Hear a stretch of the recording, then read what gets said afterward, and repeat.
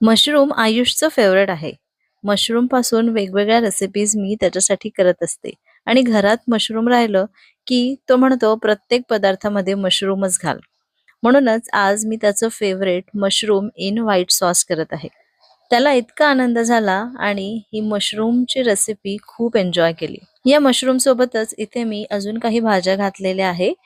Broccoli आणि गाजर घातलं, तुम्ही शिमला मिरची वगैरे पण घालू शकता. त्यामुळे ही रेसिपी कलरफुल पण दिसेल आणि खायला पण तेवढीच पौष्टिक होईल. तर या सगळ्या भाज्या मी छान अशा सौते करून घेतल्या. त्यानंतर हे व्हाईट सॉस तयार केलं, ज्यामध्ये बटर आणि मैदा घालून छान रवाळ असं भाजून घ्यायचं कमी गॅसवर आणि त्यानंतर दूध घालून हे छान शिजवून घ्यायचं. त्यानंतर काही नाही, चवीपुरतं मीठ घालायचं, थोडेसे चिली फ्लेक्स आणि ओरेगॅनो किंवा पिझ्झा सीझनिंग घालायचं.